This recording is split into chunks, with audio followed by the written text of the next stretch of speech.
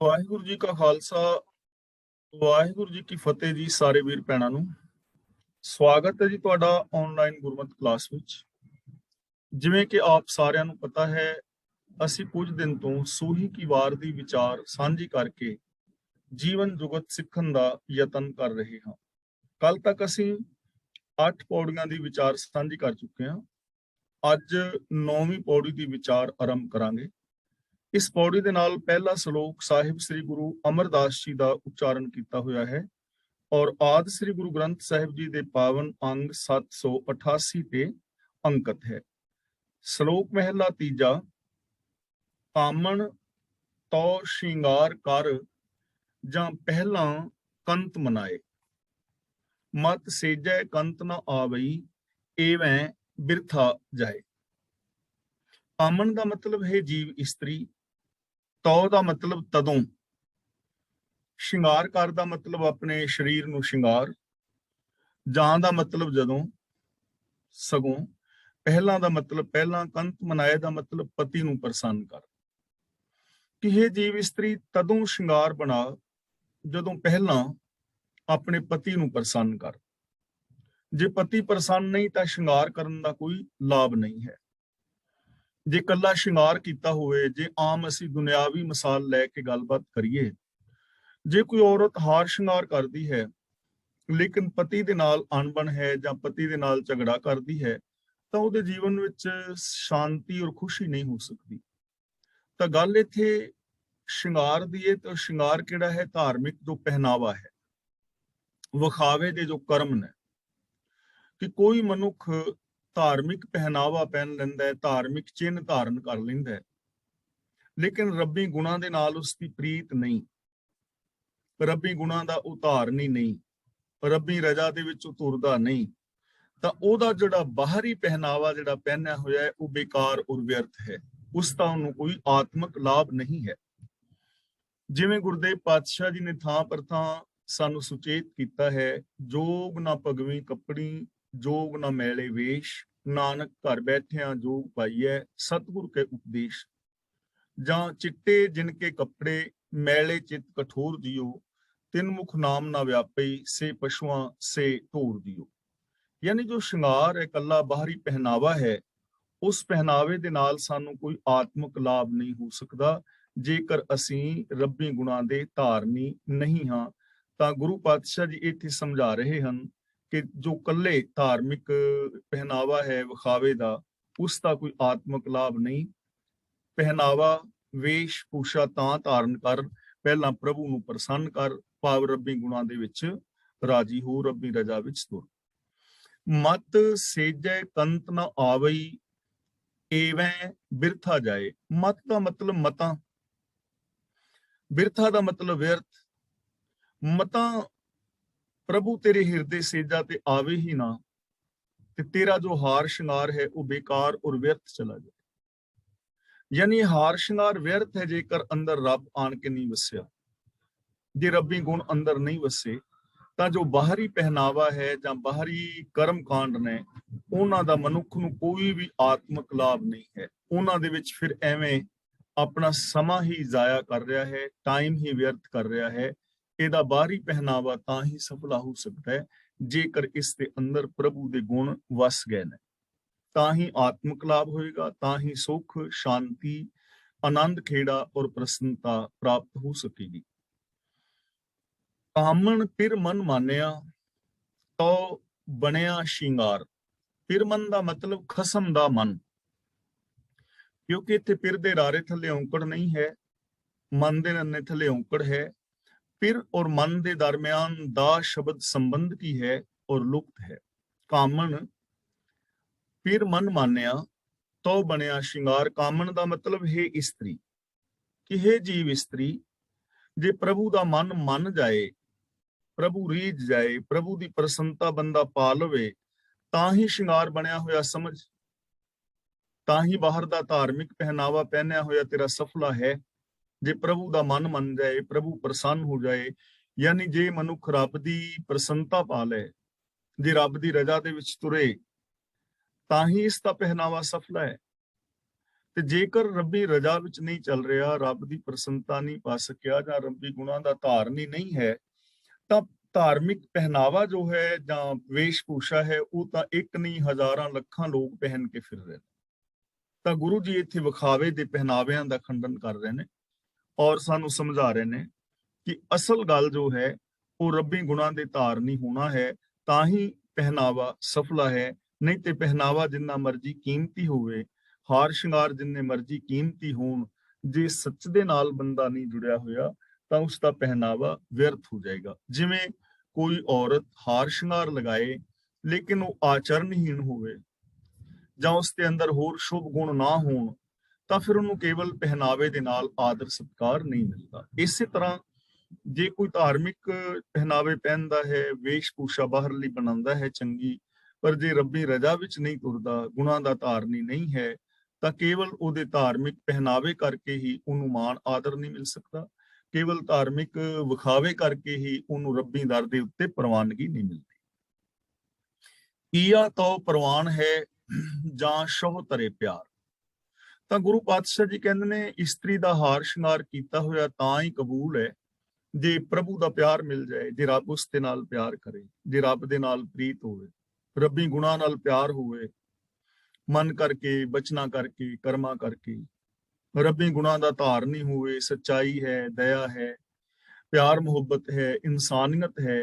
ਜੇ ਇਹਨਾਂ ਗੁਣਾਂ ਨੂੰ ਇੰਪਲੀਮੈਂਟ ਕਰ ਰਿਹਾ ਹੈ ਤਾਂ ਹੀ ਉਹਦਾ ਬਾਹਰੀ ਚੰਗਾ ਕੀਮਤੀ ਪਹਿਨਾਵਾ ਪਹਿਨਿਆ ਸਫਲਾ ਹੈ, ਤਾਂ ਹੀ ਉਹਦਾ ਧਾਰਮਿਕ ਹਾਰ ਸ਼ਿੰਗਾਰ ਚੰਗਾ ਹੈ, ਸਫਲਾ ਹੈ। ਪਰ ਜੇ ਰੱਬੀ ਗੁਣ ਨਹੀਂ, ਰੱਬੀ ਗੁਣਾਂ ਨਾਲ ਪਿਆਰ ਨਹੀਂ, ਬੰਦਾ ਰੱਬੀ ਰਜ਼ਾ ਵਿੱਚ ਤੁਰਦਾ ਨਹੀਂ, ਗੁਰਮਤਿ ਆਸ਼ੇ ਅਨੁਸਾਰ ਜ਼ਿੰਦਗੀ ਨਹੀਂ, ਤੇ ਧਾਰਮਿਕ ਪਹਿਨਾਵਾ ਪਹਿਨ ਕੇ ਫਿਰਦਾ ਹੈ, ਤਾਂ ਉਹ ਸਗੋਂ ਬਦਨਾਮੀ ਦਾ ਕਾਰਨ ਬਣ ਜਾਂਦਾ ਹੈ। ਦੂਜੇ ਲੋਕਾਂ ਨੂੰ ਵੀ ਉਹ ਬਦਨਾਮ ਕਰਾਉਂਦਾ ਹੈ ਔਰ ਆਪ ਵੀ ਰੱਬੀ ਖੁਸ਼ੀ ਹਾਸਲ ਨਹੀਂ ਕਰਦਾ। ਭਉ ਸ਼ਿੰਗਾਰ ਤੰਬੋਲ ਰਸ ਭੋਜਨ ਭਾਉ ਕਰੇ। ਇੱਥੇ ਤੰਬੋਲ ਦਾ ਮਤਲਬ ਹੈ ਪਾਨ, ਤੰਬੋਲ ਰਸ ਦਾ ਮਤਲਬ ਪਾਨਾਂ ਦਾ ਰਸ, ਭੋਜਨ ਦਾ ਮਤਲਬ ਭੋਜਨ ਖਾਣਾ ਪੀਣਾ, ਭਾਉ ਦਾ ਮਤਲਬ ਪ੍ਰੇਮ, ਭਾਉ ਦਾ ਮਤਲਬ ਰੱਬੀ ਡਰ। ਜੇ ਇਸਤਰੀ ਪ੍ਰਭੂ ਦੇ ਡਰ ਵਿੱਚ ਰਹਿਣ ਨੂੰ ਸ਼ਿੰਗਾਰ ਤੇ ਪਾਨ ਦਾ ਰਸ ਬਣਾਉਂਦੀ ਹੈ, ਯਾਨੀ ਸ਼ਿੰਗਾਰ ਔਰ ਪਾਨ ਦਾ ਰਸ ਕੀ ਹੈ? ਭਾਉ। ਜੇ ਜੀਵ ਇਸਤਰੀ ਪ੍ਰਭੂ ਦੇ ਡਰ ਵਿੱਚ ਰਹਿਣ ਨੂੰ ਸ਼ਿੰਗਾਰ ਔਰ ਪਾਨ ਦਾ ਰਸ ਬਣਾਉਂਦੀ ਹੈ, ਭੋਜਨ ਭਾਉ ਕਰੇ ਔਰ ਪ੍ਰਭੂ ਦੇ ਪਿਆਰ ਨੂੰ ਭੋਜਨ ਯਾਨੀ ਜ਼ਿੰਦਗੀ ਦਾ ਆਧਾਰ ਬਣਾਉਂਦੀ ਹੈ, ਕਿਉਂਕਿ ਭੋਜਨ ਨਾਲ ਅਸੀਂ ਜ਼ਿੰਦਗੀ ਜੀਂਦੇ ਆ ਨਾ, ਭੋਜਨ ਸਾਡੇ ਜੀਵਨ ਦਾ ਆਧਾਰ ਹੈ। ਜੇ ਬੰਦਾ ਕੋਈ ਭੋਜਨ ਖੁਰਾਕ ਨਹੀਂ ਖਾਏਗਾ ਤਾਂ ਉਹਦੀ ਮੌਤ ਹੋ ਜਾਏਗੀ। ਤਾਂ ਇੱਥੇ ਮਤਲਬ ਆਤਮਿਕ ਖੁਰਾਕ, ਜੀਵਨ ਦਾ ਆਧਾਰ। ਜੇ ਕੋਈ ਜੀਵ ਇਸਤਰੀ ਪ੍ਰਭੂ ਦੇ ਡਰ ਵਿੱਚ ਰਹਿਣ ਨੂੰ ਸ਼ਿੰਗਾਰ ਔਰ ਪਾਨ ਦਾ ਰਸ ਬਣਾਉਂਦੀ ਹੈ ਔਰ ਪ੍ਰਭੂ ਪਿਆਰ ਨੂੰ, ਰੱਬੀ ਗੁਣਾਂ ਦੇ ਪਿਆਰ ਨੂੰ ਜ਼ਿੰਦਗੀ ਦਾ ਆਧਾਰ ਬਣਾਉਂਦੀ ਹੈ, ਤਨ ਮਨ ਸੌਂਪੇ ਕੰਤ ਕਉ ਤੋ ਨਾਨਕ ਭੋਗ ਕਰੇ। ਪਰ ਉਹ ਭੋਗ ਕਰੇ ਦਾ ਮਤਲਬ ਰੱਬ ਦਾ ਮਿਲਾਪ ਹੁੰਦਾ ਹੈ ਔਰ ਆਪਣਾ ਤਨ ਔਰ ਮਨ ਪਤੀ ਨੂੰ ਸੌਂਪ ਦੇਵੇ, ਯਾਨੀ ਤਨ ਔਰ ਮਨ ਕਰਕੇ ਰੱਬੀ ਰਜ਼ਾ ਦੇ ਵਿੱਚ ਤੁਰੇ, ਤਾਂ ਪ੍ਰਭੂ ਦਾ ਮਿਲਾਪ ਹਾਸਲ ਹੋ ਜਾਂਦਾ, ਤਾਂ ਰੱਬ ਦਾ ਮਿਲਾਪ ਹਾਸਲ ਹੋ ਸਕਦਾ ਹੈ। ਹੁਣ ਦੁਬਾਰਾ ਫਿਰ ਦੇਖ ਲਓ ਕਿ ਜੋ ਸ਼ਿੰਗਾਰ ਹੈ ਨਾ ਜੀਵਨ ਦਾ, ਜੇ ਬੰਦੇ ਨੇ ਕੇਵਲ ਬਾਹਰੀ ਤੌਰ ਤੇ ਧਾਰਮਿਕ ਪਹਿਨਾਵਾ ਪਹਿਨਿਆ ਹੈ ਜਾਂ ਬਾਹਰੀ ਤੌਰ ਤੇ ਆਪਣੇ ਆਪ ਨੂੰ ਧਾਰਮਿਕ ਚਿੰਨ੍ਹਾਂ ਦੇ ਨਾਲ ਸਜਾਇਆ ਸ਼ਿੰਗਾਰਿਆ ਹੈ, ਪਰ ਜੇ ਉਹਦੇ ਅੰਦਰ ਰੱਬੀ ਡਰ ਨਹੀਂ, ਜੇ ਉਹਦੇ ਅੰਦਰ ਰੱਬੀ ਗੁਣਾਂ ਦਾ ਪਿਆਰ ਨਹੀਂ, ਜੇ ਤਨ ਔਰ ਮਨ ਕਰਕੇ ਰੱਬੀ ਰਜ਼ਾ ਦੇ ਵਿੱਚ ਨਹੀਂ ਤੁਰਦਾ, ਤਾਂ ਫਿਰ ਪ੍ਰਭੂ ਦਾ ਮਿਲਾਪ ਹਾਸਲ ਨਹੀਂ ਹੋਏਗਾ, ਰੱਬ ਦਾ ਮਿਲਾਪ ਪ੍ਰਾਪਤ ਨਹੀਂ ਹੋਏਗਾ, ਰੱਬ ਦੇ ਵਿੱਚ ਲੀਨ ਨਹੀਂ ਹੋ ਸਕੇਗਾ, ਰੱਬੀ ਗੁਣਾਂ ਦਾ ਧਾਰਨੀ ਜੇਕਰ ਉਹ ਨਹੀਂ ਹੈ ਤਾਂ। ਇਸ ਲਈ ਆਪਣੀ ਜ਼ਿੰਦਗੀ ਨੂੰ ਸ਼ਿੰਗਾਰਨਾ ਹੈ ਰੱਬੀ ਡਰ, ਇਹਨੂੰ ਆਪਣਾ ਪਾਨ ਦਾ ਤੰਬੋਲ ਰਸ ਆਦਿਕ ਬਣਾਉਣਾ ਹੈ, ਯਾਨੀ ਜੋ ਰੱਬੀ ਰਜ਼ਾ ਦੇ ਵਿੱਚ ਤੁਰਦਾ ਹੈ ਉਹਨੂੰ ਫਿਰ ਇਹਨਾਂ ਰਸਾਂ ਦੀ ਵੀ ਲੋੜ ਨਹੀਂ ਜ਼ਿੰਦਗੀ ਦੇ ਅੰਦਰ ਖੁਸ਼ੀ ਵਾਸਤੇ। ਤਾਂ ਜਿਹੜਾ ਰੱਬੀ ਰਜ਼ਾ ਦੇ ਵਿੱਚ ਤੁਰਦਾ ਹੈ ਔਰ ਰੱਬੀ ਗੁਣਾਂ ਨੂੰ ਆਪਣੇ ਜੀਵਨ ਦਾ ਆਧਾਰ ਬਣਾਉਂਦਾ ਹੈ, ਆਪਣੀ ਸੋਚ ਦਾ ਆਧਾਰ, ਆਪਣੇ ਜੀਵਨ ਦਾ ਆਧਾਰ, ਔਰ ਜੋ ਤਨ ਮਨ ਪ੍ਰਭੂ ਨੂੰ ਸੌਂਪ ਦਿੰਦਾ ਹੈ। ਤਨ ਮਨ ਪ੍ਰਭੂ ਨੂੰ ਸੌਂਪਣ ਦਾ ਮਤਲਬ ਆਪਣੀ ਸੋਚ ਔਰ ਆਪਣੇ ਜੋ ਕਰਮ ਨੇ ਉਹਨਾਂ ਨੂੰ ਰੱਬੀ ਰਜ਼ਾ ਦੇ ਵਿੱਚ ਰਹਿੰਦਾ ਹੈ, ਯਾਨੀ ਮਨ ਕਰਕੇ ਵੀ ਰੱਬੀ ਰਜ਼ਾ ਵਿੱਚ ਹੈ ਔਰ ਤਨ ਕਰਕੇ ਵੀ। सोच भी रब्बी रजा वाली है और तन दे जो कर्म ने, बाहरी जो जीवन है, जो व्यवहार है, बिहेवियर है, वो भी रब्बी रजा ਦੇ ਵਿੱਚ ਹੈ। ਤਾਂ ਪ੍ਰਭੂ ਦਾ ਮਿਲਾਪ ਹਾਸਲ ਹੁੰਦਾ ਹੈ, ਤਾਂ ਮਨੁੱਖ ਰੱਬ ਦੇ ਵਿੱਚ ਮਿਲ ਕੇ ਰੱਬ ਦਾ ਰੂਪ ਹੋ ਜਾਂਦਾ ਹੈ। ਮਹਿਲਾ ਤੀਜਾ, ਕਾਜਲ ਫੂਲ ਤੰਬੋਲ ਰਸ ਲੈ ਧਨ ਕੀਆ ਸ਼ਿੰਗਾਰ। ਧਨ ਦਾ ਮਤਲਬ ਇਸਤਰੀ, ਕਾਜਲ ਦਾ ਮਤਲਬ ਕੱਜਲ ਯਾਨੀ ਸੁਰਮਾ, ਤੰਬੋਲ ਦਾ ਮਤਲਬ ਪਾਨ ਦਾ ਰਸ। ਇਸਤਰੀ ਨੇ ਸੁਰਮਾ, ਫੁੱਲ ਔਰ ਪਾਨਾਂ ਦਾ ਰਸ ਲੈ ਕੇ ਸ਼ਿੰਗਾਰ ਕੀਤਾ। ਯਾਨੀ ਜੇ ਕੋਈ ਜੀਵ ਇਸਤਰੀ ਜਾਂ ਕੋਈ ਮਨੁੱਖ ਜਾਂ ਆਪਾਂ ਔਰਤ ਦੀ ਗੱਲ ਕਰੀਏ, ਜੇ ਕੋਈ ਔਰਤ ਫੁੱਲਾਂ ਆਦਿਕ ਦੇ ਹਾਰ ਪਾਉਂਦੀ ਹੈ, ਸੁਰਮਾ ਪਾਉਂਦੀ ਹੈ ਔਰ ਹੋਰ ਹਾਰ ਸ਼ਿੰਗਾਰ ਕਰ ਲੈਂਦੀ ਹੈ। ਸੇਜੇ ਕੰਤ ਨਾ ਆਇਓ ਐਵੇਂ ਪਿਆ ਵਿਕਾਰ। ਵਿਕਾਰ ਦਾ ਮਤਲਬ ਮੰਦਾ ਕੰਮ, ਐਵੇਂ ਦਾ ਮਤਲਬ ਐਵੇਂ। ਪਰ ਜੇ ਖਸਮ ਸੇਜ ਤੇ ਨਾ ਆਇਆ ਤਾਂ ਇਹ ਸ਼ਿੰਗਾਰ ਸਗੋਂ ਵਿਕਾਰ ਬਣ ਗਿਆ, ਦੁਖਦਾਈ ਹੋ ਗਿਆ ਵਿਛੋੜੇ ਦੇ ਕਾਰਨ। ਤਾਂ ਗੁਰੂ ਸਾਹਿਬ ਜੀ ਕਹਿੰਦੇ ਨੇ, ਜੇ ਕੋਈ ਬੰਦਾ ਬਾਹਰੀ ਤੌਰ ਤੇ ਸ਼ਿੰਗਾਰ ਕਰੀ ਜਾਏ, ਜਿਵੇਂ ਇੱਥੇ ਇੱਕ ਔਰਤ ਦੀ ਮਿਸਾਲ ਲੈ ਕੇ ਦੱਸੀ ਹੈ, ਬਾਹਰੀ ਤੌਰ ਤੇ ਜੇਕਰ ਬੰਦਾ ਇਤਰ ਫਲੋਇਲ ਵੀ ਲਾਂਦਾ ਰਹੇ, ਧਾਰਮਿਕ ਵਸਤਰ ਵੀ ਪਹਿਨਾਵੇ ਵੀ ਪਹਿਨਦਾ ਰਹੇ, ਤੇ ਜੇ ਉਹਦੇ ਹਿਰਦੇ ਦੇ ਉੱਤੇ ਪ੍ਰਭੂ ਨਹੀਂ ਵਸਿਆ, ਜੇ ਉਹਦੀ ਮਾਨਸਿਕਤਾ ਦੇ ਅੰਦਰ ਰੱਬ ਨਹੀਂ ਵਸਿਆ, ਤਾਂ ਫਿਰ ਇਹ ਜਿਹੜਾ ਹਾਰ ਸ਼ਿੰਗਾਰ ਹੈ ਇਹ ਵਿਅਰਥ ਹੈ, ਇਹਦਾ ਉਹਨੂੰ ਕੋਈ ਲਾਭ ਨਹੀਂ ਹੈ। ਇਕੱਲੇ ਬਾਹਰੀ ਵਿਖਾਵੇ ਦੇ ਨਾਲ ਕਦੇ ਆਂਤਰਿਕ ਸ਼ਾਂਤੀ ਨਹੀਂ ਮਿਲ ਸਕਦੀ। ਕਦੀ ਬਾਹਰੀ ਵਿਖਾਵੇ ਦੇ ਨਾਲ ਕਦੇ ਵੀ ਪ੍ਰਭੂ ਦਾ ਮਿਲਾਪ ਨਹੀਂ ਹੋ ਸਕਦਾ। ਜ਼ਰੂਰਤ ਤਾਂ ਆਪਣੇ ਸੋਚ ਔਰ ਬਿਹੇਵੀਅਰ ਨੂੰ ਬਦਲਣ ਦੀ ਹੈ। ਜੇ ਬੰਦੇ ਦੀ ਸੋਚ ਵਿੱਚ ਰੱਬੀ ਗੁਣ ਨਹੀਂ, ਜੇ ਬੰਦੇ ਦੇ ਬਿਹੇਵੀਅਰ ਦੇ ਅੰਦਰ ਰੱਬੀ ਗੁਣ ਨਹੀਂ, ਪਿਆਰ ਮੁਹੱਬਤ ਦਇਆ ਆਦਿਕ ਨਹੀਂ ਹੈ, ਤਾਂ ਉਹਦਾ ਜਿਹੜਾ ਬਾਹਰੀ ਵੇਸ਼ ਭੂਸ਼ਾ ਹੈ, ਚਾਹੇ ਉਹ ਧਾਰਮਿਕ ਹੈ, ਉਹਦਾ ਉਹਨੂੰ ਕੋਈ ਲਾਭ ਨਹੀਂ ਹੈ। ਮਹਿਲਾ ਤੀਜਾ, ਧਨ ਫਿਰ ਇਹ ਨਾ ਆਖੀਆਂ ਬਹਿਨ ਇਕੱਠੇ ਹੋਏ। ਧਨ ਦਾ ਮਤਲਬ ਪਤਨੀ ਔਰਤ, ਫਿਰ ਦਾ ਮਤਲਬ ਪਤੀ। ਧਨ ਫਿਰ ਇਹ ਨਾ ਆਖੀਆਂ ਬਹਿਨ ਇਕੱਠੇ ਹੋਏ, ਇਹ ਦਾ ਮਤਲਬ ਇਹ ਬਹੁਵਚਨੀ ਸ਼ਬਦ ਹੈ। ਇਹ ਤੋਂ ਜਦੋਂ ਇਹ ਦਾ ਹਾਹਾ ਮੁਕਤਾ ਹੁੰਦਾ ਹੈ ਨਾ, ਤਾਂ ਉਦੋਂ ਇਹ ਸਿੰਗੂਲਰ ਸ਼ਬਦ ਹੁੰਦਾ ਹੈ, ਪਰ ਇਹ ਦੇ ਨਾਲ ਸਿਹਾਰੀ ਲੱਗਣ ਕਰਕੇ ਇਹ ਬਹੁਵਚਨੀ ਬਣ ਜਾਂਦਾ ਹੈ। ਇੱਕ ਵਚਨ ਇਹ ਹੈ ਜਦੋਂ ਇਹ ਦੇ ਹਾਹੇ ਥੱਲੇ ਔਂਕੜ ਹੁੰਦਾ ਨਾ, ਇਹ ਦੇ ਹਾਹੇ ਥੱਲੇ ਜਦੋਂ ਔਂਕੜ ਹੋਵੇ ਉਦੋਂ ਇੱਕ ਵਚਨੀ ਹੁੰਦਾ ਹੈ। ਈੜੀ ਨਾਲ ਲਾਂ, ਹਾਹੇ ਥੱਲੇ ਔਂਕੜ, ਇਹ ਉਦੋਂ ਹੁੰਦਾ ਹੈ ਇੱਕ ਵਚਨੀ। ਪਰ ਜਦੋਂ ਇਹ ਦੇ ਹਾਹੇ ਨਾਲ ਸਿਹਾਰੀ ਲੱਗ ਜਾਏ ਤਾਂ ਫਿਰ ਇਹ ਬਹੁਵਚਨੀ ਹੋ ਜਾਂਦਾ। ਧਨ ਫਿਰ ਇਹ ਨਾ ਆਖੀਆਂ ਬਹਿਨ ਇਕੱਠੇ ਹੋਏ। ਸਿਰਫ ਸਰੀਰਕ ਤੌਰ ਤੇ ਰਲ ਕੇ ਬਹਿਨ ਨੂੰ ਅਸਲੀ ਇਸਤਰੀ ਔਰ ਪਤੀ ਨਹੀਂ ਕਿਹਾ ਜਾ ਸਕਦਾ, ਕਿ ਜਿਹੜੇ ਇੱਕ ਜਗ੍ਹਾ ਤੇ ਇਕੱਠੇ ਹੋ ਕੇ ਬਹਿ ਗਏ ਉਹਨਾਂ ਨੂੰ ਪਤੀ ਪਤਨੀ ਨਹੀਂ ਕਹਿੰਦੇ। ਅਸਲੀ ਪਤੀ ਪਤਨੀ ਕੌਣ ਨੇ? ਏਕ ਜੋਤ ਦੋਏ ਮੂਰਤੀ ਧਨ ਫਿਰ ਕਹੀ ਹੈ ਸੋਏ। ਮੂਰਤੀ ਦਾ ਮਤਲਬ ਜਿਸਮ, ਸ਼ਰੀਰ, ਜਿਸਮ। ਜੋਤ ਦੋਵਾਂ ਦੀ ਇੱਕ ਹੋਵੇ, ਜਿਸਮ ਦੋ ਹੋਣ, ਸ਼ਰੀਰ ਦੋ ਹੋਣ। ਹੁਣ ਇੱਥੇ ਜੋਤ ਦਾ ਮਤਲਬ ਹੈ ਸੋਚ। ਦੋਹਾਂ ਦੀ ਸੋਚ ਇੱਕ ਹੋਵੇ, ਚੰਗੀ, ਉੱਚੀ ਔਰ ਮਹਾਨ। ਸ਼ਰੀਰ ਦੋ ਹੋਣ, ਦਿਲੋਂ ਉਹਨਾਂ ਦਾ ਆਪਸੀ ਪਰਸਪਰ ਪਿਆਰ ਹੋਵੇ, ਸੋਚ ਇੱਕ ਹੋਵੇ, ਦਿਲੀ ਪਿਆਰ ਹੋਵੇ, ਉਹਨਾਂ ਨੂੰ ਪਤੀ ਪਤਨੀ ਕਹਿ ਸਕਦੇ ਹਾਂ ਕਿ ਇਹ ਸਹੀ ਪਤੀ ਪਤਨੀ ਹੈ। ਤਾਂ ਦੇਖੋ ਕਿਹੜਾ ਵੱਡਾ ਆਦਰਸ਼ ਸਾਨੂੰ ਦਿੱਤਾ ਜਾ ਰਿਹਾ ਹੈ। ਜੇ ਪਤੀ ਪਤਨੀ ਕੇਵਲ ਇਸ ਇੱਕ ਪੰਕਤੀ ਦੇ ਉੱਤੇ ਹੀ ਅਮਲ ਕਰ ਲੈਣ ਤਾਂ ਪੂਰੀ ਦੁਨੀਆ ਦਾ ਜਿਹੜਾ ਗ੍ਰਸਤੀ ਜੀਵਨ ਹੈ ਉਹ ਸੁਖੀ ਔਰ ਸ਼ਾਂਤ ਹੋ ਸਕਦਾ ਹੈ। ਸੋਚ ਇੱਕ ਹੋਵੇ, ਅੰਦਰੋਂ ਦਿਲੀ ਪਿਆਰ ਹੋਵੇ, ਜਿਸਮ ਦੋ ਹੋਣ।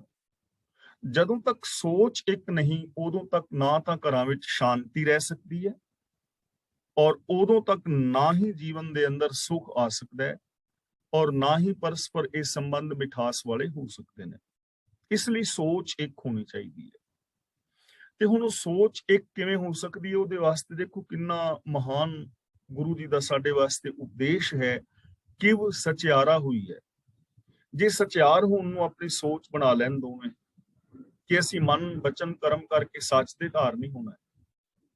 ਜੇ ਦੋਵਾਂ ਦੀ ਇਹ ਸੋਚ ਹੋ ਜਾਏ ਤੇ ਆਦਰਸ਼ਕ ਪਤੀ ਪਤਨੀ ਨੇ, ਫਿਰ ਉਹਨਾਂ ਦੇ ਜੀਵਨ ਦੇ ਅੰਦਰ ਕੋਈ ਦੁਖਾਂਤ ਨਹੀਂ ਹੈ, ਫਿਰ ਕਦੇ ਵੀ ਇੱਕ ਦੂਜੇ ਤੋਂ ਦੂਰੀ ਦਾ ਸਵਾਲ ਹੀ ਪੈਦਾ ਨਹੀਂ ਹੁੰਦਾ।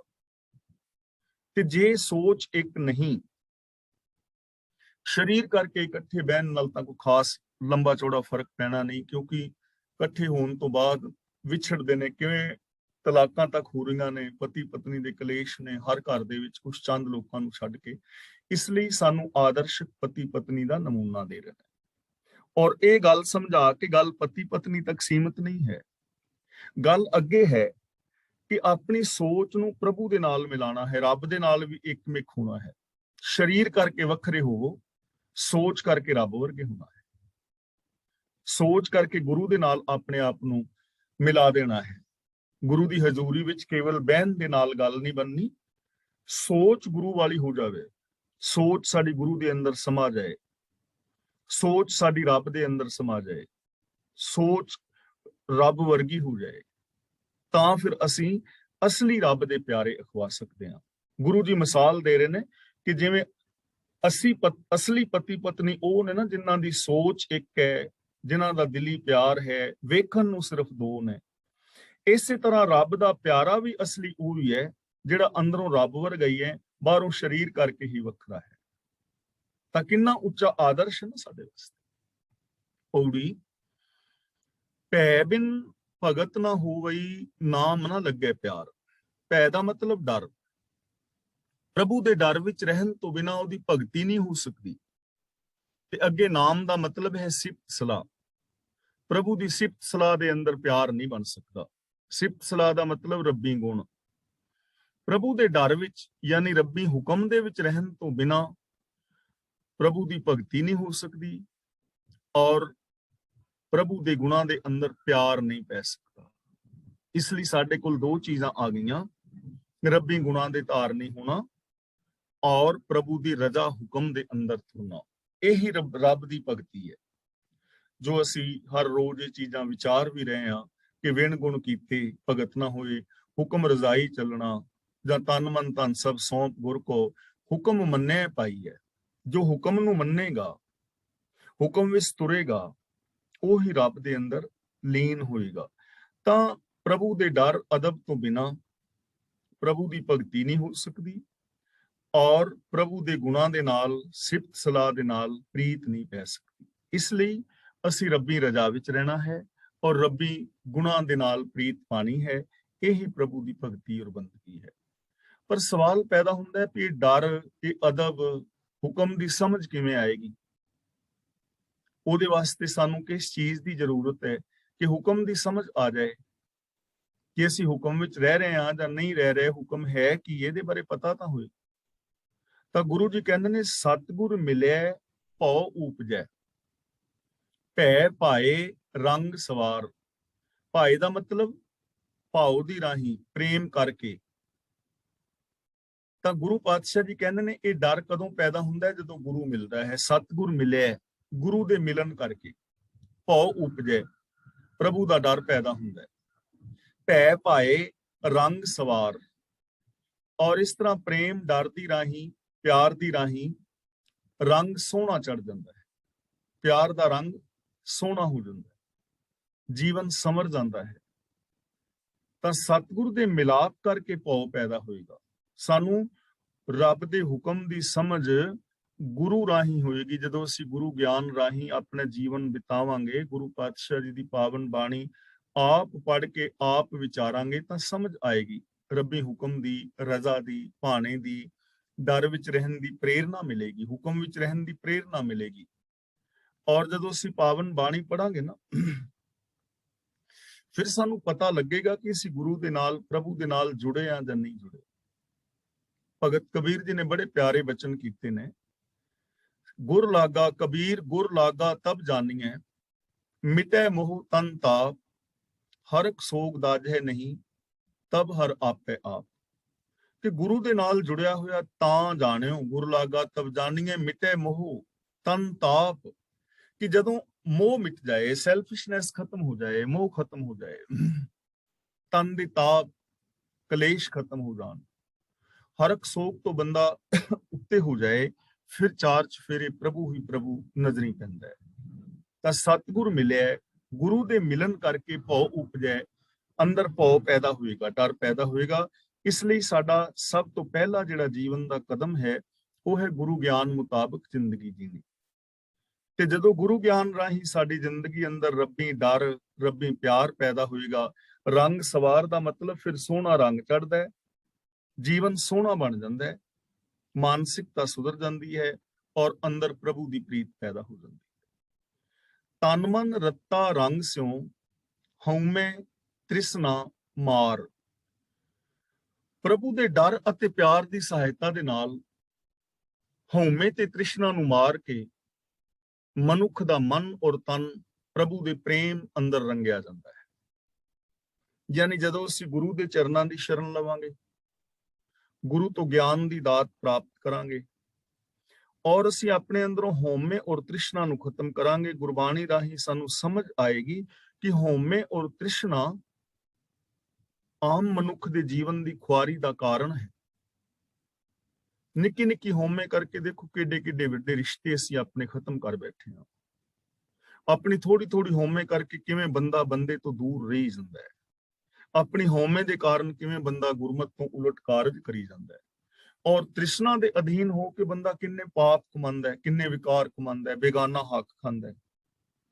ਤਾਂ ਗੁਰੂ ਪਾਤਸ਼ਾਹ ਜੀ ਕਹਿੰਦੇ ਨੇ, ਜਦੋਂ ਪ੍ਰਭੂ ਦੇ ਨਾਲ ਪ੍ਰੀਤ ਪੈਂਦੀ ਹੈ ਨਾ, ਪ੍ਰਭੂ ਦਾ ਡਰ ਪੈਦਾ ਹੁੰਦਾ ਹੈ, ਅਦਬ ਪੈਦਾ ਹੁੰਦਾ ਹੈ, ਗੁਰਬਾਣੀ ਦਾ ਗਿਆਨ ਪੈਦਾ ਹੁੰਦਾ ਹੈ, ਗੁਰਬਾਣੀ ਦੇ ਗਿਆਨ ਮੁਤਾਬਕ ਬੰਦਾ ਜ਼ਿੰਦਗੀ ਜੀਂਦਾ ਹੈ, ਤਾਂ ਫਿਰ ਹਉਮੈ ਔਰ ਤ੍ਰਿਸ਼ਨਾ ਨੂੰ ਮਾਰ ਦਿੰਦਾ ਹੈ ਤੇ ਮਨ ਔਰ ਤਨ ਦੇ ਅੰਦਰ ਪ੍ਰਭੂ ਦੀ ਪ੍ਰੀਤ ਪੈਦਾ ਹੋ ਜਾਂਦੀ ਹੈ। ਤੇ ਦੂਜੀ ਗੱਲ, ਜਿਸ ਤੇ ਮਨ ਔਰ ਤਨ ਦੇ ਅੰਦਰ ਪ੍ਰਭੂ ਦੀ ਪ੍ਰੀਤ ਪੈਦਾ ਹੋ ਜਾਏ, ਉਹਦੇ ਅੰਦਰੋਂ ਹਉਮੈ ਔਰ ਤ੍ਰਿਸ਼ਨਾ ਮੁੱਕ ਜਾਂਦੀ। ਮਨ ਤਨ ਨਿਰਮਲ ਅਤ ਸੋਹਣਾ, ਭੇਟਿਆ ਕ੍ਰਿਸ਼ਨ ਮੁਰਾਰ। ਭੇਟਿਆ ਦਾ ਮਤਲਬ ਮਿਲਿਆ, ਮੁਰਾਰ ਦਾ ਮਤਲਬ ਮੁਰ ਆਰ, ਮੁਰ ਦੈਂਤ ਦਾ ਵੈਰੀ, ਕ੍ਰਿਸ਼ਨ ਦਾ ਭਾਵ ਅਕਾਲ ਪੁਰਖ। ਇੱਥੇ ਕ੍ਰਿਸ਼ਨ ਭਗਵਾਨ ਦੀ ਗੱਲ ਨਹੀਂ ਹੋ ਰਹੀ ਹੈ, ਕਿਉਂਕਿ ਗੁਰੂ ਸਾਹਿਬ ਨੇ ਇਹਨਾਂ ਸ਼ਬਦਾਂ ਨੂੰ ਪ੍ਰਭੂ ਦੇ ਰੂਪ ਦੇ ਵਿੱਚ ਵਰਤਿਆ ਹੈ, ਅਕਾਲ ਪੁਰਖ ਵਾਸਤੇ ਵਰਤਿਆ ਹੈ। ਔਰ ਇਹ ਇੱਕ ਨੇਮ ਹੈ ਲਿਟਰੇਚਰ ਦੇ ਅੰਦਰ ਕਿ ਜੇ ਕਿਸੇ ਬੰਦੇ ਨੇ ਇੱਕ ਸ਼ਬਦ ਕਿਸੇ ਇੱਕ ਅਰਥ ਵਾਸਤੇ ਵਰਤਿਆ ਹੈ ਤਾਂ ਦੂਜਾ ਇਨਸਾਨ ਉਸ ਸ਼ਬਦ ਨੂੰ ਕਿਸੇ ਹੋਰ ਅਰਥਾਂ ਵਿੱਚ ਵਰਤ ਸਕਦਾ ਹੈ। ਯਾਨੀ ਇੱਕ ਸ਼ਬਦ ਨੂੰ ਕਈ ਅਰਥਾਂ ਦੇ ਵਿੱਚ ਵਰਤਿਆ ਜਾਂਦਾ ਹੈ। ਔਰ ਐਸੀਆਂ ਬਹੁਤ ਸਾਰੀਆਂ ਮਿਸਾਲਾਂ ਸਾਨੂੰ ਪਾਵਨ ਬਾਣੀ ਦੇ ਵਿੱਚ ਹੀ ਮਿਲਦੀਆਂ ਨੇ। ਔਰ ਇੱਕ ਸ਼ਬਦ ਦੇ ਕਈ ਅਰਥ ਨੇ, ਕਈ ਅਰਥਾਂ ਦੇ ਵਿੱਚ ਉਹਨੂੰ ਵਰਤਿਆ ਜਾ ਸਕਦਾ ਹੈ। ਇੱਥੇ ਕ੍ਰਿਸ਼ਨ ਔਰ ਮੁਰਾਰ ਦੋਵੇਂ ਸ਼ਬਦ ਪ੍ਰਭੂ ਵਾਸਤੇ ਵਰਤੇ ਗਏ ਨੇ। ਮਨ ਤਨ ਨਿਰਮਲ ਅਤ ਸੋਹਣਾ, ਭੇਟਿਆ ਕ੍ਰਿਸ਼ਨ ਮੁਰਾਰ। ਭੇਟਿਆ ਦਾ ਮਤਲਬ ਮਿਲਿਆ, ਪ੍ਰਭੂ ਨੂੰ ਮਿਲਿਆ, ਮਨ ਤੇ ਸਰੀਰ ਪਵਿੱਤਰ ਹੋ ਜਾਂਦੇ, ਸੋਹਣੇ ਹੋ ਜਾਂਦੇ ਨੇ, ਮਾਨਸਿਕਤਾ ਸੁੰਦਰ ਹੋ ਜਾਂਦੀ ਹੈ। ਤੇ ਸਰੀਰ ਸੋਹਣਾ ਹੋਣ ਦਾ ਮਤਲਬ ਜੋ ਸਾਡੇ ਸਰੀਰਕ ਕਰਮ ਨੇ, ਗਿਆਨ ਇੰਦਰੀ, ਸਾਡਾ ਬਿਹੇਵੀਅਰ ਉਹ ਸੋਹਣਾ ਹੋ ਜਾਂਦਾ ਹੈ, ਸਾਡਾ ਨਜ਼ਰੀਆ ਸੋਹਣਾ ਹੋ ਜਾਂਦਾ ਹੈ। ਅਸੀਂ ਹਰ ਔਰਤ ਨੂੰ ਧੀ ਭੈਣ ਦੇ ਨਜ਼ਰ ਦੇ ਨਾਲ ਦੇਖਦੇ ਹਾਂ, ਕੰਨਾਂ ਦੇ ਨਾਲ ਅਸੀਂ ਸੱਚ ਸੁਣਦੇ ਹਾਂ, ਹੱਥਾਂ ਨਾਲ ਫਿਰ ਬੰਦਾ ਚੰਗੇ ਕੰਮ ਕਰਦਾ ਹੈ, ਪੈਰਾਂ ਨਾਲ ਸਿੱਧੇ ਰਾਹਾਂ ਤੇ ਤੁਰ ਕੇ ਜਾਂਦਾ ਹੈ, ਜ਼ਬਾਨ ਦੇ ਨਾਲ ਸੱਚ ਔਰ ਪਿਆਰ ਭਰੇ ਬੋਲ ਬੋਲਦਾ ਹੈ, ਔਰ ਮਨ ਕਰਕੇ ਸੋਹਣਾ ਸੋਚਦਾ ਹੈ।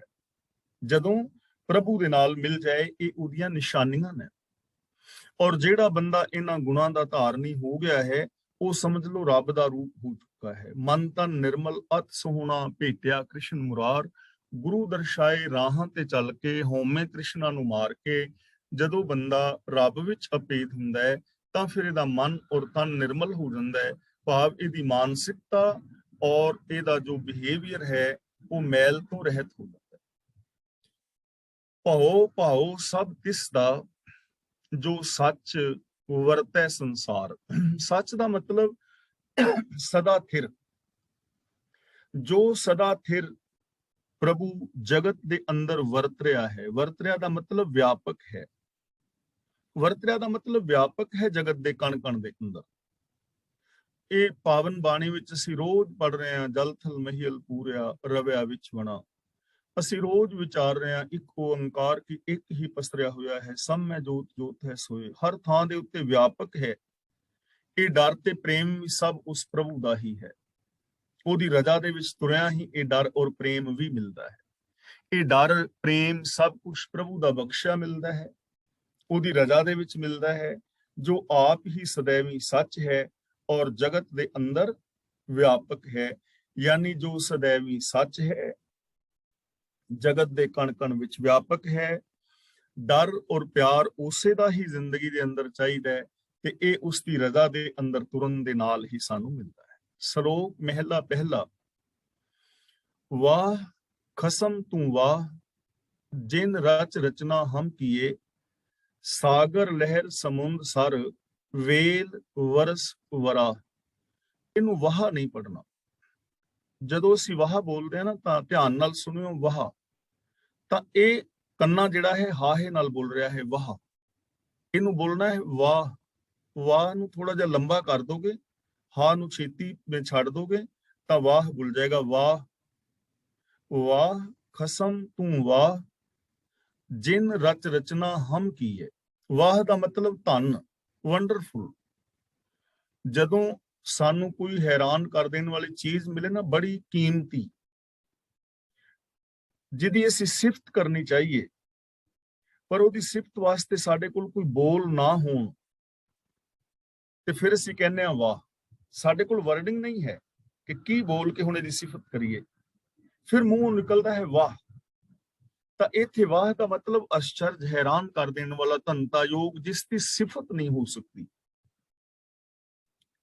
ਵਾਹ ਖਸਮ ਤੂੰ ਵਾਹ, हे ਮਾਲਕ ਪ੍ਰਭੂ ਤੂੰ ਧਨ ਹੈ, ਤੂੰ ਧਨ ਹੈ। ਜਿਨ ਰਚ ਰਚਨਾ, ਜਿਸ ਨੇ ਜਗਤ ਰਚਨਾ ਰਚ ਕੇ, ਹਮ ਕੀਏ ਦਾ ਮਤਲਬ ਸਾਨੂੰ ਪੈਦਾ ਕੀਤਾ ਹੈ। ਜਿਨੇ ਜਗਤ ਦੀ ਰਚਨਾ ਰਚੀ ਹੈ, ਇਸ ਰਚਨਾ ਦੇ ਵਿੱਚ ਸਾਨੂੰ ਪੈਦਾ ਕੀਤਾ ਹੈ, ਭਾਵ ਕਿ ਜਿਨੇ ਸਾਰੇ ਸੰਸਾਰ ਨੂੰ ਰਚਿਆ ਹੈ। हे ਰਚਨਹਾਰ ਤੂੰ ਅਸ਼ਚਰਜ ਹੈ, ਤੂੰ ਧਨ ਹੈ, ਤੂੰ ਧਨ ਹੈ।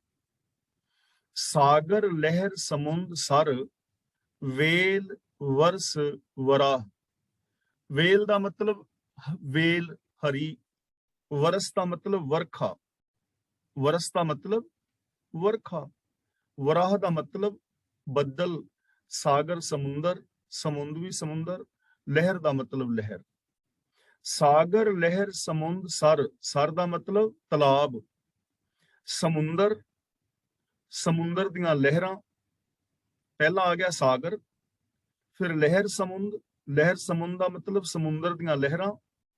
ਸਰ ਦਾ ਮਤਲਬ ਸਰੋਵਰ, ਸਮੁੰਦਰ, ਸਮੁੰਦਰ ਦੀਆਂ ਲਹਿਰਾਂ, ਤਲਾਬ, ਹਰੀਆਂ ਵੇਲਾਂ, ਵਰਖਾ ਕਰਨ ਵਾਲੇ ਬੱਦਲ।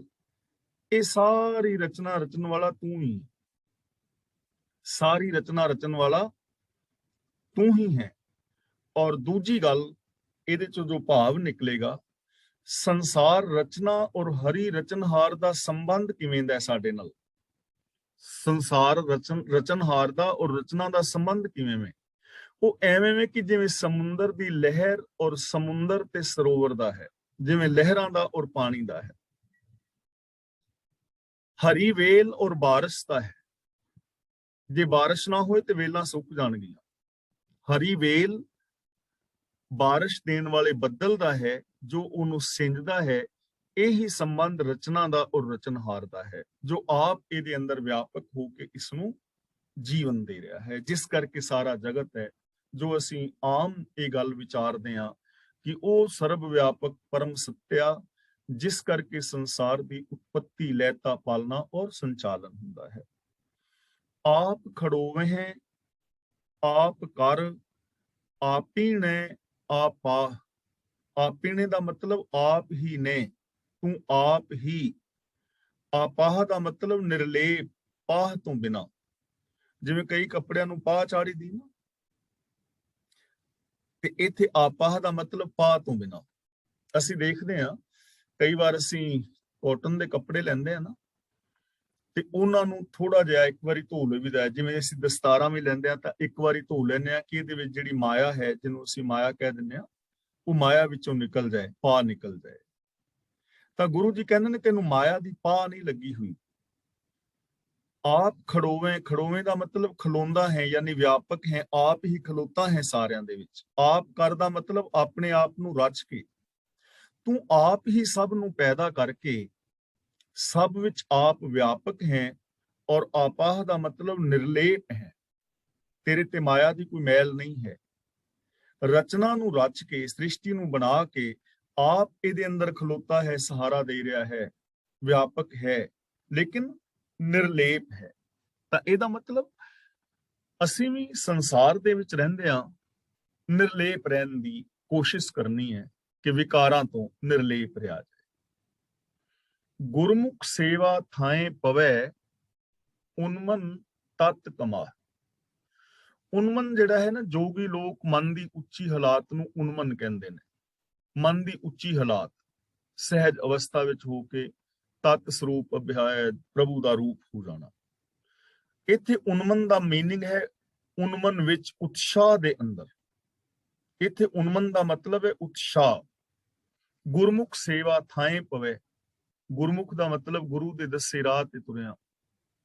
ਸੇਵਾ ਥਾਏ ਪਵੇ ਦਾ ਮਤਲਬ ਜਿਹੜੀ ਹੈ ਸੇਵਾ ਕੀਤੀ ਜਾਂ ਜੀਵਨ ਜੀਵਿਆ ਕਬੂਲ ਪੈ ਜਾਂਦਾ ਹੈ। ਉਨਮਨ ਤਤ ਕਮਾ, ਤਤ ਦਾ ਮਤਲਬ ਜੋ ਅਸਲੀਅਤ ਹੈ, ਕਮਾ ਦਾ ਮਤਲਬ ਕਮਾਈ ਕਰਨੀ, ਯਾਨੀ ਰੱਬੀ ਗੁਣਾਂ ਨੂੰ ਆਪਣੀ ਜ਼ਿੰਦਗੀ ਵਿੱਚ ਇੰਪਲੀਮੈਂਟ ਕਰਨਾ। ਉਤਸ਼ਾਹ ਦੇ ਨਾਲ ਤੇਰੀ ਸਿਫਤ ਸਲਾਹ ਕਰਕੇ ਗੁਰਮੁਖਾਂ ਦੀ ਮਿਹਨਤ ਤੇਰੇ ਦਰ ਤੇ ਕਬੂਲ ਪੈ ਜਾਂਦੀ। ਯਾਨੀ ਗੁਰੂ ਦੇ ਚਰਨਾਂ ਦੀ ਸ਼ਰਨ ਲੈ ਕੇ ਉਤਸ਼ਾਹ ਦੇ ਨਾਲ ਜੋ ਤੇਰੀ ਸਿਫਤ ਸਲਾਹ ਕੀਤੀ ਜਾਂਦੀ ਹੈ, ਉਹ ਤੇਰੇ ਦਰ ਤੇ ਪ੍ਰਵਾਨ ਚੜ੍ਹਦੀ ਹੈ। ਹੁਣ ਗੁਰਮੁਖ ਦਾ ਮਤਲਬ ਗੁਰੂ ਦੇ ਦੱਸੇ ਰਾਹ ਤੇ ਚੱਲ ਕੇ, ਯਾਨੀ ਗੁਰਮਤਿ ਆਸ਼ੇ ਅਨੁਸਾਰ ਜ਼ਿੰਦਗੀ ਜੀ ਕੇ, ਆਪ ਹੁਦਰੇਪਨ ਨਾਲ ਨਹੀਂ। ਆਪ ਹੁਦਰੇਪਨ ਦੇ ਨਾਲ ਤੇ ਬਹੁਤ ਲੋਕ ਕਿੰਨੇ ਕਰਮ ਕਾਂਡ ਕਰੀ ਜਾ ਰਹੇ ਨੇ, ਪਰ ਥਾਏ ਨਹੀਂ ਨਾ ਪੈ ਰਹੇ।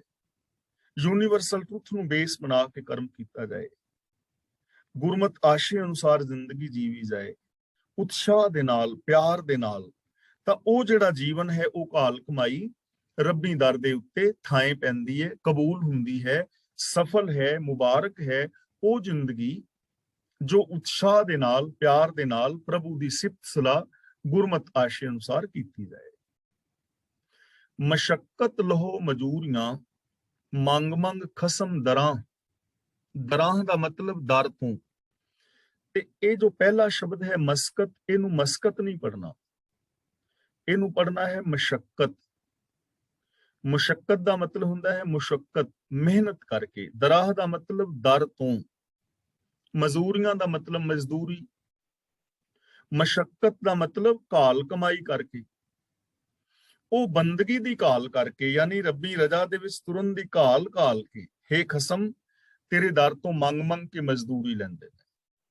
ਜਿਵੇਂ ਕਿਸੇ ਦੇ ਘਰ ਜਾ ਕੇ ਅਸੀਂ ਕੰਮ ਕਰਦੇ ਹਾਂ ਤੇ ਕੰਮ ਕਰਨ ਤੋਂ ਬਾਅਦ ਸ਼ਾਮ ਨੂੰ ਫਿਰ ਦਿਹਾੜੀ ਦੇ ਪੈਸੇ ਮੰਗੀ ਦਿੰਦੇ ਨਾ ਕਿ ਮੈਨੂੰ ਮਾਇਆ ਚਾਹੀਦੀ ਹੈ। ਤੇ ਜੇ ਕੋਈ ਦਿਹਾੜੀ ਨਾ ਲਾਈ ਹੋਵੇ, ਕਿਸੇ ਦੇ ਘਰ ਕੰਮ ਨਾ ਕੀਤਾ ਹੋਵੇ, ਤੇ ਉਹਦੇ ਘਰੋਂ ਜਾ ਕੇ ਪੈਸੇ ਮੰਗੇ, ਮੈਨੂੰ ਕੰਮ ਕਰਨ ਦੇ ਪੈਸੇ ਦੇ, ਵੀ ਤੁਸੀਂ ਰੰਗ ਰੋਗਨ ਕਰਾਇਆ ਤੇ ਪੈਸੇ ਮੈਨੂੰ ਦੇ। ਤੇ ਉਹ ਕਹੇ ਪੈਸੇ ਤੈਨੂੰ ਕਾਹਦੇ, ਤੇ ਉਹਨੂੰ ਕਹੀਏ ਵੀ ਤੁਸੀਂ ਰੰਗ ਰੋਗਨ ਕਰਾਇਆ ਘਰ ਨੂੰ, ਮਜ਼ਦੂਰਾਂ ਨੇ ਰੰਗ ਰੋਗਨ ਕੀਤਾ ਹੈ, ਤੇ ਅਗਲਾ ਕਹੇਗਾ ਨਾ ਪਾਗਲ ਹੈ, ਰੰਗ ਰੋਗਨ ਜਿਹੜੇ ਕਰ ਗਏ ਨੇ ਪੈਸੇ ਉਹ ਲੈ ਗਏ ਨੇ, ਪੈਸੇ ਉਹਨਾਂ ਨੂੰ ਦਿਆਂਗੇ, ਤੈਨੂੰ ਕਾਹਦੇ ਦਿਆਂ।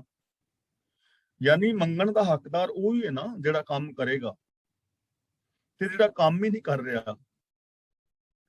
ਤਾਂ ਗੁਰੂ ਪਾਤਸ਼ਾਹ ਜੀ ਕਹਿੰਦੇ ਨੇ, ਹੇ ਮਾਲਕ, ਜੋ ਤੇਰੇ ਪਿਆਰੇ ਨੇ ਉਹ ਘਾਲਣਾ ਘਾਲਦੇ ਨੇ, ਤੇਰੀ ਸਿਫਤ ਸਲਾਹ ਕਰਦੇ ਨੇ, ਤੇਰੀ ਰਜ਼ਾ ਦੇ ਵਿੱਚ ਤੁਰਦੇ ਨੇ, ਤੇ ਤੇਰੇ ਦਰ ਤੋਂ ਮੰਗ ਮੰਗ ਕੇ ਮਜ਼ਦੂਰੀਆਂ ਲੈਂਦੇ ਨੇ, ਭਾਵ ਕਿ ਉਹਨਾਂ ਨੂੰ ਘਾਲ ਕਮਾਈ ਦਾ ਫਲ ਮਿਲਦਾ ਹੈ। ਇਹਦਾ ਜੋ ਭਾਵ ਹੋਏਗਾ ਪੰਕਤੀ ਦਾ, ਕਿ ਜੋ ਘਾਲ ਕਮਾਈ ਕਰਦੇ ਨੇ, ਸ਼ੁਭ ਗੁਣਾਂ ਵਾਲੀ ਜ਼ਿੰਦਗੀ ਜੀਂਦੇ ਨੇ, ਉਹਨਾਂ ਨੂੰ ਫਿਰ ਉਹ ਸ਼ੁਭ ਗੁਣਾਂ ਦਾ ਫਲ ਸੁੱਖ ਰੂਪ ਵਿੱਚ ਮਿਲਦਾ ਹੈ। ਉਹਨਾਂ ਤੇ ਤੇਰੇ ਰਹਿਮਤ ਦੀ ਬਰਸਾਤ ਹੁੰਦੀ ਹੈ, ਉਹਨਾਂ ਦੀ ਜ਼ਿੰਦਗੀ ਵਿੱਚ ਖੁਸ਼ੀਆਂ ਬਰਸਦੀਆਂ ਨੇ। ਨਾਨਕ, ਇੱਥੇ ਰੁਕ ਜਾਣਾ ਹੈ। ਨਾਨਕ ਪੁਰ ਦਰ ਵੇ ਪਰਵਾਹ, ਤਉ ਦਰ ਊਣਾ ਨਾਹੇ ਕੋ, ਸੱਚਾ ਵੇ ਪਰਵਾਹ। ਪੁਰ ਦਾ ਮਤਲਬ ਭਰਿਆ ਹੋਇਆ, ਜਿਹੜਾ ਪਰਿਪੂਰਨ ਹੈ, ਖਾਲੀ ਨਹੀਂ ਹੈ, ਭਰਿਆ ਹੋਇਆ ਹੈ।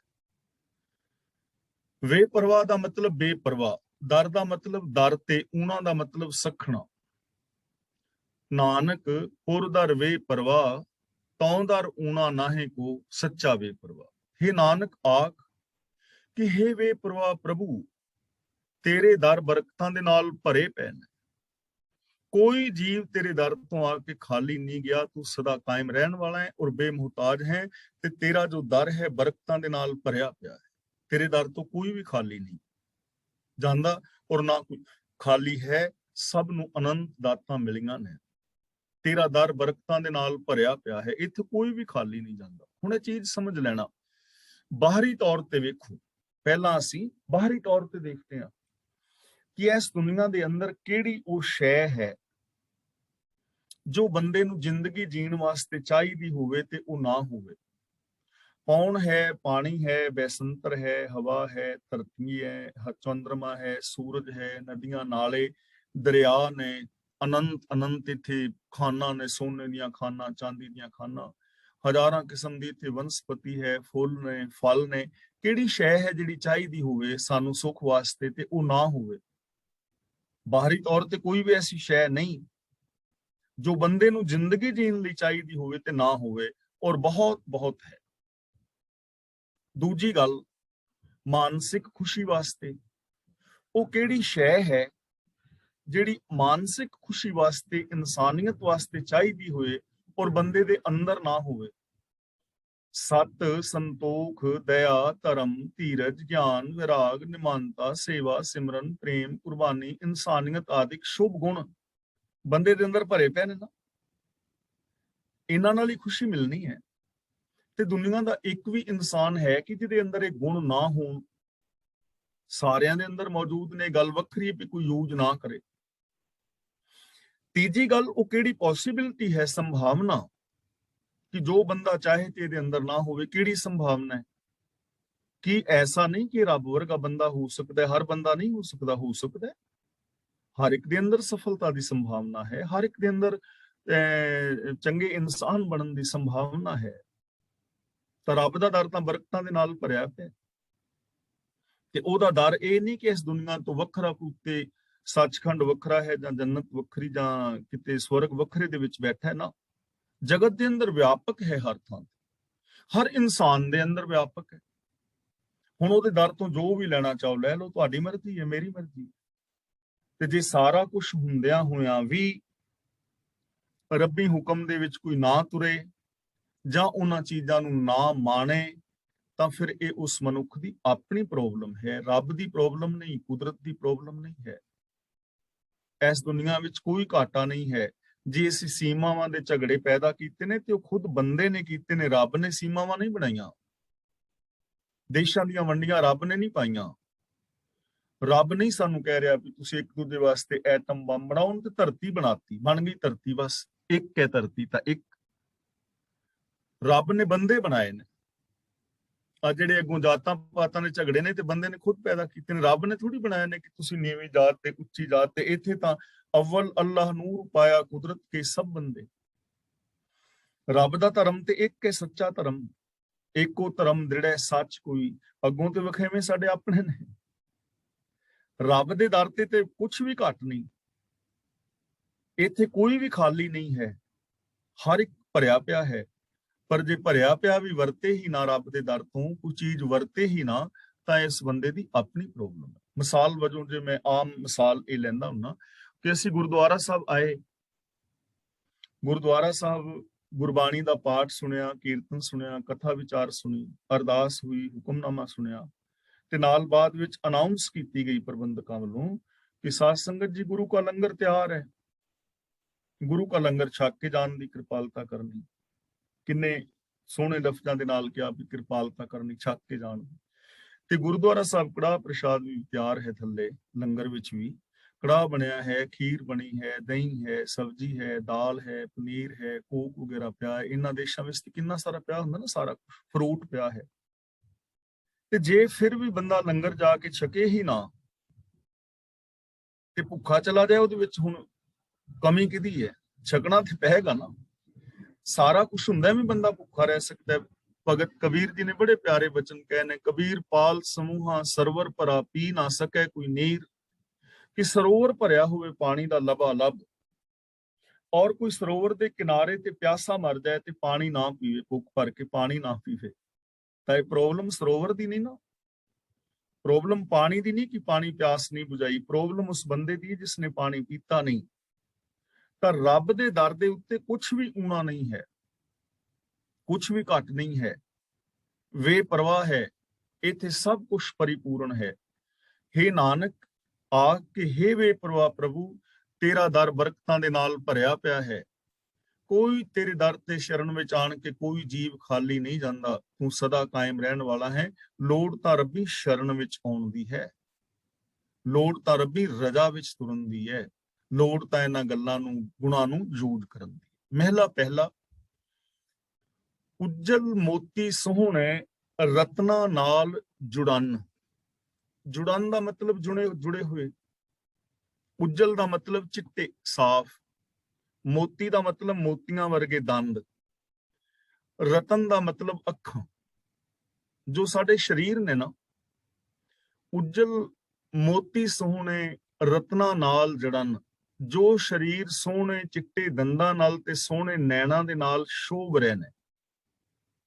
ਬੜੇ ਸੋਹਣੇ ਦਾ ਮੋਤੀ ਜੜੇ ਨੇ ਨਾ ਸਰੀਰ ਵਿੱਚ, ਕਿੰਨੀਆਂ ਸੋਹਣੀਆਂ ਅੱਖਾਂ, ਕਿੰਨੇ ਸੋਹਣੇ ਦੰਦ ਸਾਫ਼ ਚਿੱਟੇ। ਕਹਿੰਦੇ ਫਲਾਂ ਦੇ ਬੰਦੇ ਦੇ ਅਨਾਰਾਂ ਦੇ ਬੀਜਾਂ ਵਰਗੇ ਦੰਦ ਨੇ, ਹੀਰਿਆਂ ਵਰਗੇ ਦੰਦ ਨੇ, ਲੋਕੀ ਸਿਫਤ ਕਰਦੇ ਨੇ। ਤਾਂ ਗੁਰੂ ਜੀ ਕਹਿੰਦੇ ਨੇ ਜਿਹੜੇ ਸਰੀਰ ਸੋਹਣੇ ਚਿੱਟੇ ਦੰਦਾਂ ਨਾਲ ਤੇ ਸੋਹਣੇ ਨੈਣਾ ਅੱਖਾਂ ਦੇ ਨਾਲ ਸ਼ੋਭ ਰਹੇ ਨੇ, ਤਿੰਨ ਜਰ ਵੈਰੀ ਨਾਨਕਾ, ਜੇ ਬੁੱਢੇ ਥੀਏ ਮਰਨ। ਬੁੱਢੇ ਦਾ ਮਤਲਬ ਬੁਢੇਪਾ, ਜਰ ਦਾ ਮਤਲਬ ਬੁਢੇਪਾ, ਥੀਏ ਦਾ ਮਤਲਬ ਹੋ ਕੇ, ਤਿੰਨ ਦਾ ਮਤਲਬ ਉਹਨਾਂ ਸ਼ਰੀਰਾਂ ਦਾ। ਤਾਂ ਗੁਰੂ ਜੀ ਕਹਿੰਦੇ ਨੇ हे ਨਾਨਕ, ਬੁਢੇਪਾ ਇਹਨਾਂ ਦਾ ਵੈਰੀ ਹੈ,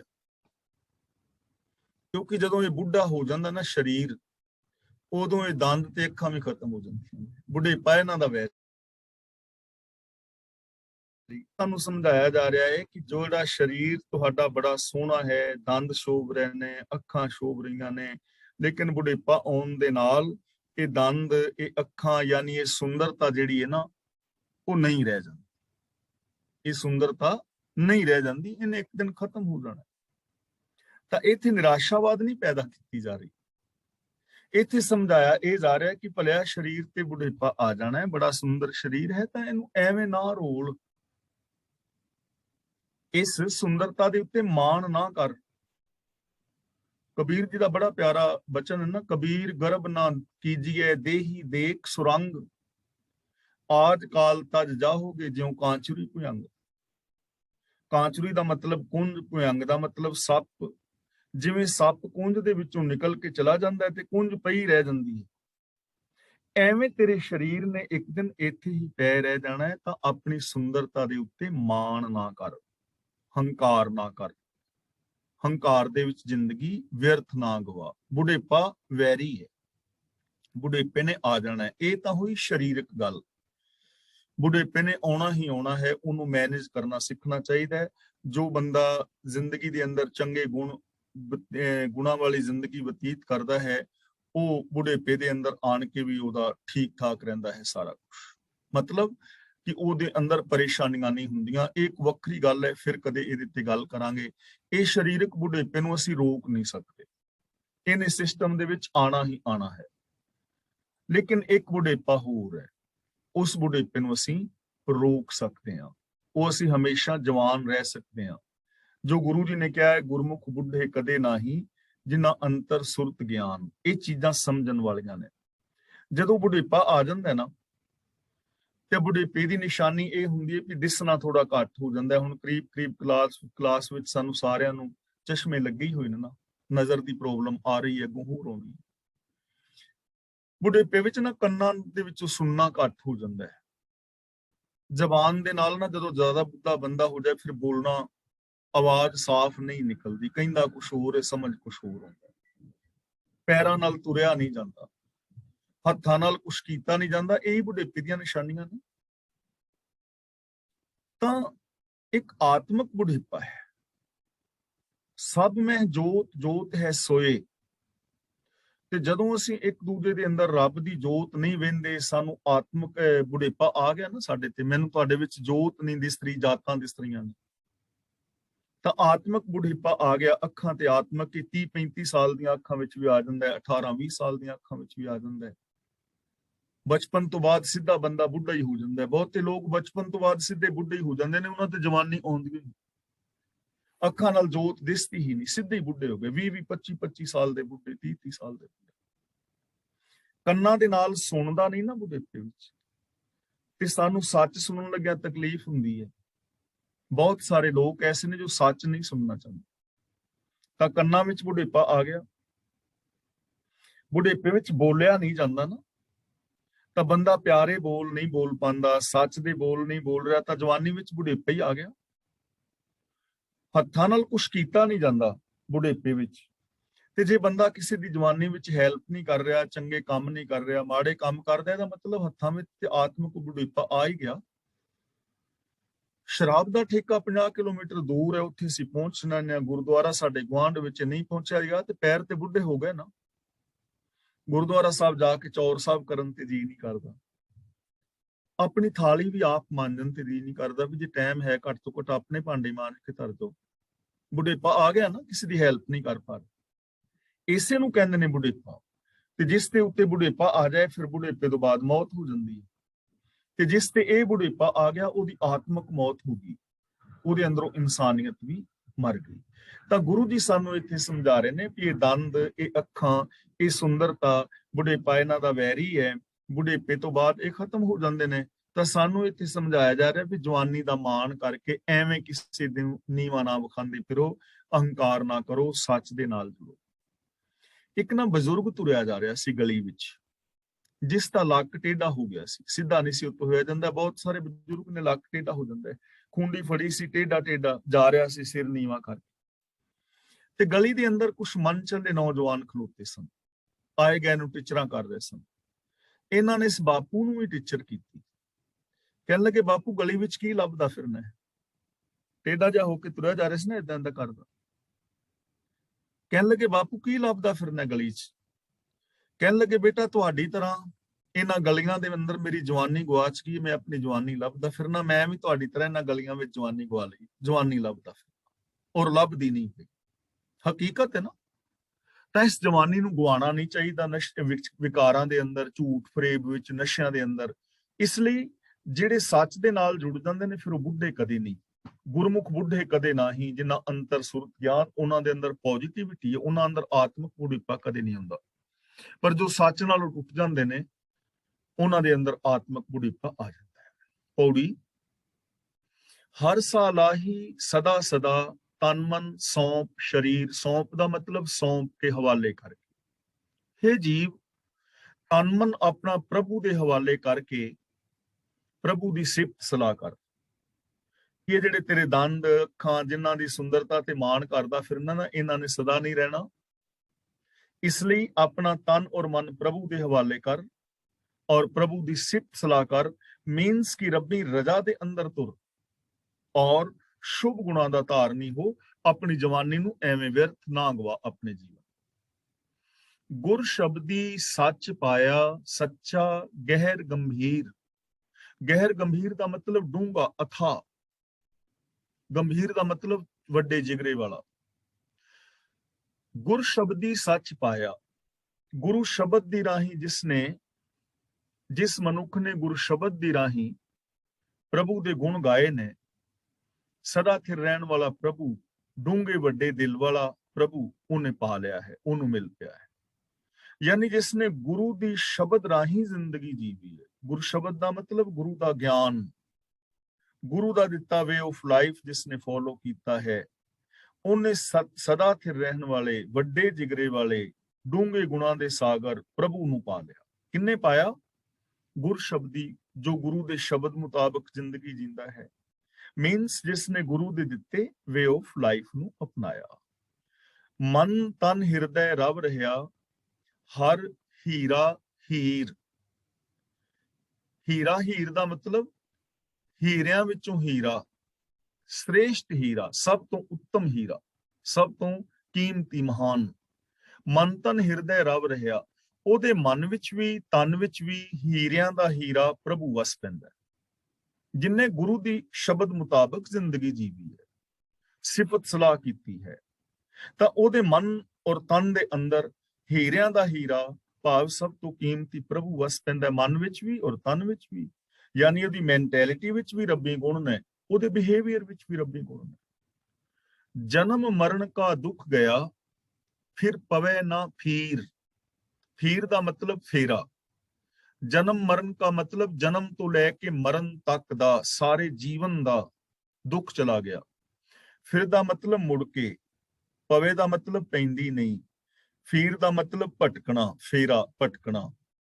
ਉਹਦਾ ਜਨਮ ਤੋਂ ਲੈ ਕੇ ਮਰਨ ਤੱਕ ਦਾ ਸਾਰਾ ਦੁੱਖ ਖਤਮ ਹੋ ਜਾਂਦਾ ਹੈ ਤੇ ਉਹ ਇਨਸਾਨ ਕਦੇ ਵੀ ਮੁੜ ਕੇ ਭਟਕਣਾ ਵਿੱਚ ਨਹੀਂ ਪੈਂਦਾ, ਜੀਵਨ ਦੇ ਸਹੀ ਰਾਸਤੇ ਤੋਂ ਭਟਕਦਾ ਨਹੀਂ। ਕੌਣ? ਜੋ ਗੁਰੂ ਦੇ ਸ਼ਬਦ ਮੁਤਾਬਕ ਜ਼ਿੰਦਗੀ ਜੀ ਰਿਹਾ ਹੈ। ਜੋ ਗੁਰੂ ਸ਼ਬਦ ਮੁਤਾਬਕ ਜ਼ਿੰਦਗੀ ਜੀ ਰਿਹਾ ਹੈ, ਉਹਦੇ ਸਾਰੇ ਜਨਮ ਦਾ ਜੀਵਨ ਦਾ ਦੁੱਖ ਖਤਮ ਹੋ ਜਾਂਦਾ ਹੈ। ਉਹ ਮੁੜ ਕੇ ਭਟਕਣਾ ਵਿੱਚ ਨਹੀਂ ਪੈਂਦਾ, ਭਾਵ ਕਿ ਉਹ ਜੀਵਨ ਦੇ ਅਸਲ ਰਾਹ ਤੋਂ, ਸੱਚ ਤੋਂ ਭਟਕਦਾ ਨਹੀਂ। ਇਸ ਲਈ ਸਾਨੂੰ ਸਿੱਖਿਆ ਦੇ ਰਹੇ ਨੇ, ਸਾਨੂੰ ਕੀ ਕਰਨਾ ਚਾਹੀਦਾ ਹੈ। ਨਾਨਕ ਨਾਮ ਸਲਾਹ ਤੂੰ ਹਰ ਗੁਣੀ ਗਹੀਰ। ਗੁਣੀ ਗਹੀਰ ਦਾ ਮਤਲਬ ਗੁਣਾ ਦਾ ਡੂੰਘਾ ਸਾਗਰ। ਹੇ ਨਾਨਕ, ਤੂੰ ਵੀ ਉਸ ਪ੍ਰਭੂ ਦੇ ਗੁਣ ਗਾ ਜੋ ਗੁਣਾਂ ਦਾ ਡੂੰਘਾ ਸਾਗਰ ਹੈ, ਗੁਣਾਂ ਦਾ ਮਹਾਨ ਵੱਡਾ ਸਾਗਰ ਹੈ। ਤੂੰ ਉਹਦੇ ਗੁਣ ਗਾ, ਉਹਦੀ ਸਿਫਤ ਸਲਾਹ ਕਰ, ਭਾਵ ਕਿ ਤੂੰ ਉਸ ਪ੍ਰਭੂ ਦੇ ਗੁਣਾਂ ਦਾ ਧਾਰਨੀ ਬਣ, ਜੋ ਅਨੰਤ ਗੁਣਾਂ ਦਾ ਡੂੰਘਾ ਗਹਿਰਾ ਸਾਗਰ ਹੈ। ਉਸ ਪ੍ਰਭੂ ਦੇ ਨਾਲ ਤੂੰ ਜੁੜਨ ਦਾ ਯਤਨ ਕਰ, ਉਸ ਪ੍ਰਭੂ ਦੇ ਗੁਣਾਂ ਨੂੰ ਤੂੰ ਗਾ, ਜਿਸ ਕਰਕੇ ਤੇਰਾ ਇਹ ਜੀਵਨਾ ਸਫਲ ਹੋ ਜਾਏ। ਤਾਂ ਗੁਰੂ ਪਾਤਸ਼ਾਹ ਜੀ ਰਹਿਮਤ ਔਰ ਬਖਸ਼ਿਸ਼ ਕਰਨ ਕਿ ਅਸੀਂ ਗੁਰੂ ਜੀ ਦੀ ਪਾਵਨ ਬਾਣੀ ਨੂੰ ਆਪ ਜੋ ਹੈ ਬੜੇ ਪਿਆਰ ਸਤਿਕਾਰ ਦੇ ਨਾਲ ਪੜ੍ਹੀਏ, ਗੁਰਬਾਣੀ ਦੀ ਵਿਚਾਰ ਕਰੀਏ ਔਰ ਗੁਰਬਾਣੀ ਮੁਤਾਬਕ ਜ਼ਿੰਦਗੀ ਜੀ ਕੇ ਆਪਣੇ ਜੀਵਨ ਨੂੰ ਸਫਲ ਔਰ ਸੁਚੱਜਾ ਕਰਨ ਦਾ ਯਤਨ ਕਰੀਏ। ਤਾਂ ਅੱਜ ਦੀ ਵਿਚਾਰ ਇੱਥੇ ਸਮਾਪਤ ਕਰਦੇ ਹਾਂ ਜੀ। ਅੱਜ ਦੀ ਇਸ ਵਿਚਾਰ ਵਿੱਚ ਜੇ ਕਿਸੇ ਵੀਰ ਭੈਣ ਦਾ ਕੋਈ ਸਵਾਲ ਹੈ ਜਾਂ ਕਿਸੇ ਨੇ ਆਪਣੇ ਵਿਚਾਰ ਪੇਸ਼ ਕਰਨੇ ਨੇ ਤਾਂ ਉਹ ਅਨਮਿਊਟ ਹੋ ਸਕਦੇ ਹੋ। ਮੈਂ ਇੱਥੇ ਫਤਿਹ ਬੁਲਾਉਣਾ। ਅਗਲੀ ਜੋ ਕਾਰਵਾਈ ਹੈ ਉਹ ਵੀਰ ਜੀ ਆਪਣਾ ਕਰ ਰਹੇ ਨੇ। ਹਰਨੇਕ ਸਿੰਘ ਜੀ। ਵਾਹਿਗੁਰੂ ਜੀ ਕਾ ਖਾਲਸਾ, ਵਾਹਿਗੁਰੂ।